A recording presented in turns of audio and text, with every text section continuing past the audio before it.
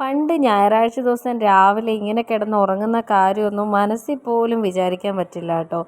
കാരണം ഞാൻ മലങ്കര കാത്തലിക്കാണ്. ഞങ്ങളുടെ കുർബാന എന്ന് പറഞ്ഞാൽ രാവിലെ 7:30-ക്കാണ്. എന്നെ കെട്ടിച്ചു വിട്ടത് RCയിലോട്ടാണ്. അവിടെ 3ഉം 4ഉം കുർബാനയൊക്കെ ഉണ്ട്. അതുകൊണ്ട് പിന്നെ രാവിലെ എഴുന്നേറ്റ് പോകണ്ട, ഒരു 9:30-ഒക്കെ ആയിട്ട് പോയാൽ മതി. ഇങ്ങനെ കൊഞ്ചിക്കലൊക്കെ കഴിഞ്ഞിട്ട് പോയാൽ മതി. അങ്ങനെ ഒരു സന്തോഷമുള്ള ഒരു കുർബാനയാണ് അവിടെയൊക്കെ ഉള്ളത്. അതുകൊണ്ട് ഞാൻ രാവിലെ കുറച്ച് നേരം ഒന്ന് ഉറങ്ങിയൊക്കെ കഴിഞ്ഞിട്ടാണ് എഴുന്നേറ്റത്. പിന്നെ ഞങ്ങളിതേ രാവിലെ പള്ളിയിൽ പോകാനായിട്ട് റെഡിയായി.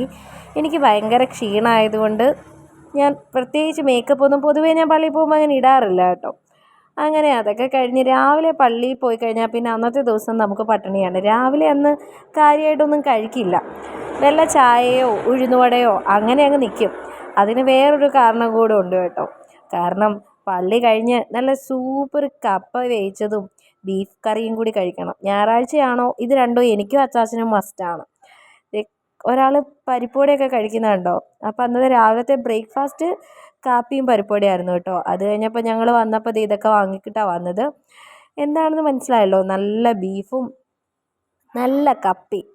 അപ്പം ഞാനിതേ പള്ളിയിൽ നിന്ന് വന്നു കഴിഞ്ഞിട്ട് അതൊക്കെ അങ്ങ് റെഡിയാക്കാമെന്ന് വിചാരിച്ചു. അച്ചാച്ചൻ തേങ്ങയൊക്കെ തിരുമ്മി തരികയും കപ്പയൊക്കെ നന്നായിട്ട് മുറിച്ച് കഴുകി വാരി വെക്കുകയൊക്കെ ചെയ്തു കേട്ടോ. ഞാനപ്പോഴത്തേക്ക് ബീഫൊക്കെ അങ്ങ് സെറ്റ് ചെയ്തു. എങ്ങനെയൊക്കെ ആണെങ്കിലും ഞങ്ങളൊരു 1 മണിയാകുമ്പോഴത്തേക്ക് 1:30 ആകുമ്പോഴത്തേക്ക് കഴിക്കും കേട്ടോ. പള്ളിയിൽ നിന്ന് ഞങ്ങൾ സൺഡേ സ്കൂളും കൂടി കഴിഞ്ഞിട്ടേ വരത്തുള്ളൂ, കൊച്ചിൻ്റേത്. അതും കഴിഞ്ഞ് വരുമ്പോൾ ഒരു 12:30 ആവും. ബീഫ് കിടന്ന് തിളയ്ക്കുന്ന തിളപ്പ് കണ്ടോ. അത് കഴിച്ച് കഴിഞ്ഞാൽ പിന്നെ നമുക്കൊരു സമാധാനമാണ്. അതങ്ങനെ ഇങ്ങനെ പ്ലേറ്റിലായി കഴിയുമ്പം അതിങ്ങനെ കുറച്ചങ്ങോട്ട് കഴിക്കണം, കുഴച്ചങ്ങോട്ട്. എന്താ ടേസ്റ്റ്! എൻ്റെ മുഖത്തെ ഒരു സാറ്റിസ്ഫാക്ഷൻ കണ്ടോ. എനിക്ക് പക്ഷേ ഇത് ആരെങ്കിലും ഉണ്ടാക്കി തരികയാണെങ്കിൽ ഭയങ്കര ഇഷ്ടമാണ് കേട്ടോ.